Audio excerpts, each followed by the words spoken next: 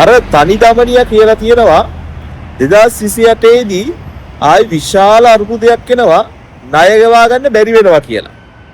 එයා හිතන් ඉන්නවත් දන්නේ නැහැ මේ තාම ගෝඨාභය ඉන්නේ කියලා.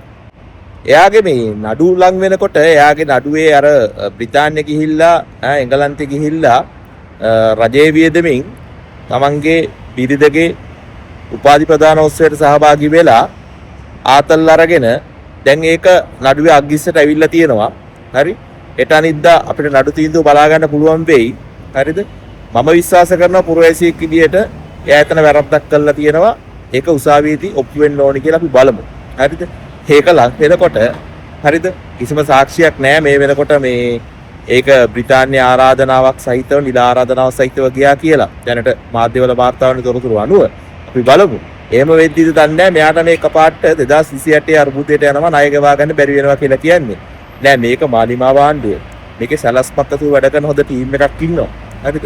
මේ බලන්නකෝ මුදල් හා ක්‍රම සම්පාදන නියෝජ්‍ය ඇමති අනිල් ජයන්ත මහත්තයා ලස්සන්ට පැහැදිලි කරන හැටි කොහොමද 2028 29 ණය ගෙවන්න නිසා දැනට තියෙන සංචිතවල තත්ත්වය මොකක්ද කියලා. සංචිත කියන එක ස්වාරාක්ෂකයක් කිසිදු ආර්ථික කටයුත්තක් කරන්නේ නැතුව ආනයනේ නවත්තලා ණය ගෙවන්න නැතුවත් ගොඩනගාගෙන යන්න පුළුවන්. සංචිත කියන්නේ මේ රිසර්ව් කියන්නේ ඒක. අනිත් එක තමයි ආර්ථික ක්‍රියාවලිය වේගයෙන් ඉදිරියට යන්න දීලා ආයෝජන කැඳමින් ස්වාරාක්ෂක ගොඩනගා ගන්න. ඒතර අපි අනුගමනය කරන්නේ මේ දෙවෙනි ක්‍රියාමාර්ගය. ඉතින් අර බංකොලොත් භාවයේ මේ හිටපු අය ඒකම තමයි එකම ක්‍රමය කියලා දන්න කණ්ඩායම් නොමග යවන ප්‍රවෘත්ති කරනාවක් මේක ඇතුළේ ඉදිරිපත් කරනවා.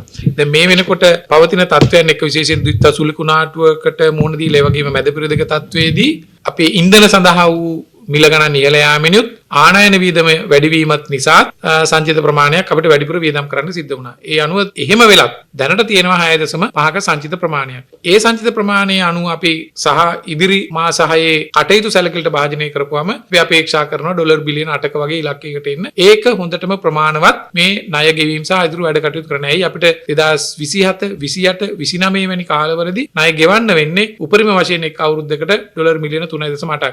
2028 දී 3.8ක් 2027 දී 2 ගානක්. ඒ වගේම 2029 දී සහ 30 දී එවැනි ආකාරයක තමයි අපිට ගෙවන්න සිද්ධ වෙන්නේ. ඒ නිසා මේ තියෙන සංචිත ප්‍රමාණයනුත් ණය ගෙවීම සහ ආනයන කටයුතු සිද්ධ කරන්න පුළුවන්. කෙසේ වෙතත් අපේ අවබෝධය සඳහා මේ කාරණා ඉදිරිපත් කරන්න දැන් 6.5ක තියෙන සංචිත ඉතුරු මාස 6 අපේ ජාත්‍යන්තරයත් එක කරන කටයුතු වලදී අපි කියනවා balance of payment ගෙවුම් ශේෂයේ ප්‍රධානම කොටස තමයි current account එක ජංගම ගිණුම. ඒ ජංගම ගිණුමේ ඉදිරියේදී තව ඩොලර් මිලියන 900කට ආසන්න ප්‍රමාණයක් අපි පුරෝකථනය කරලා තියෙනවා. ඒ වගේම තමයි අපේ සංවර්ධන හවුල්කරුවන් විසින් ප්‍රතිපත්ති පාදකව අයවැය සඳහා වූ මූල්‍යකරණයට මේ වෙනකොට එකඟතා ලබා දීලා තියෙන ප්‍රමාණය ගත්තාම ඒ වගේ මේක ඇතුලේ ජාත්‍යන්තර මූල්‍ය අරමුදලේදී දෙසැම්බර් මාසයේදී ලැබෙන නියමිත ඩොලර් මිලියන 350ක වගේ ප්‍රමාණයක් අතුරත් වෙනවා. එයත් එක ගත්තාම ඩොලර් බිලියනයකට වැඩි ප්‍රමාණයක් අපිට එන්න තියෙනවා.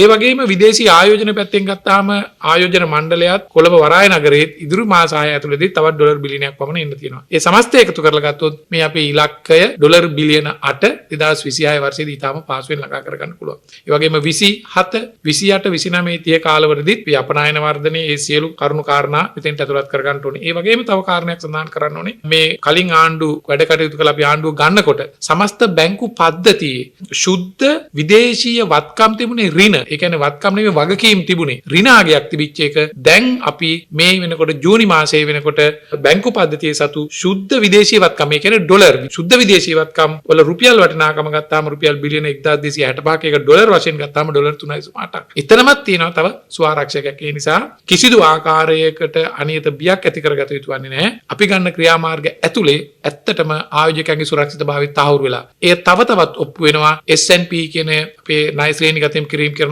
ආයතන විසින් අපි කොහොමද ණය පාරදර්ශභාවය වැඩි කරගෙන තියෙන්නේ? අපි කොහොමද ණයකරුවන් එක ගනුදෙනු තොරතුරු බෙදා හදාගෙන තියෙන්නේ? එහි ප්‍රතිඵලයක් විදිහට තමයි International Institute of Finance මේ ජාත්‍යන්තර මූල්‍ය ආයතනය විසින් අපේ අත්පත් කරගත්තු වර්ධනය ඒකක 6.3කින් වර්ධනය ඉහළට ගෙනල්ලා ඒ රටවල් 57 අතරින් 4 වෙනි ස්ථානයට වැඩිම වර්ධනය අත්පත් කරගෙන තියෙනවා. ඉතින් මේ සියලු කාරණා වලින් පෙන්눔 කරන්නේ අපි නිවැරදි ආකාරයට ස්ථාවරත්වයත් එක්ක මේ සංචිත ගොඩනගාගෙන ආර්ථික කළමනාකරණය කරන බව සහ මේ ඉදිරිපත් කරන දත්ත නොමග යවන සුළු සහ තාක්ෂණික වශයෙන් වැරදි කියන කාරණේයි මට සඳහන් කරන්න තියෙනවා. අර විපක්ෂයේ හිටපු වංචා දූෂණය කරපු වැරදි ප්‍රතිපත්ති කරපු කණ්ඩායමකට කවදාක්වත් නැවත බලයට එන්න බෑ. ඒ නිසා තමයි වුන් මේ මහ ජනතාව තුළ යම් බියක් ඇති කිරීම තමයි ඉලක්ක කරගන්නේ. උන්ට කවදාක්වත් කියන්න බෑ ආර්ථික වර්ධනය ආණ්ඩුවේ අඩුයි කියලා. උන්ට කවදාක්වත් කියන්න බෑ අපි උද්දමනය පාලනය කරලා නැහැ කියලා. උන්ට කවදාක්වත් කියන්න බෑ අපි රාජ්‍ය මූල්‍ය නිසියාකාරයට කළමනා කරලා නැහැ කියලා. ඒක පේනවා දත්ත වලින්. උන්ට කියන්න තියෙන්නේ අන්න අර වගේ විකෘති දත්තයක් අරගෙන මහ ජනතාවට තේරෙන්නේ නැති දත්තයක් අරගෙන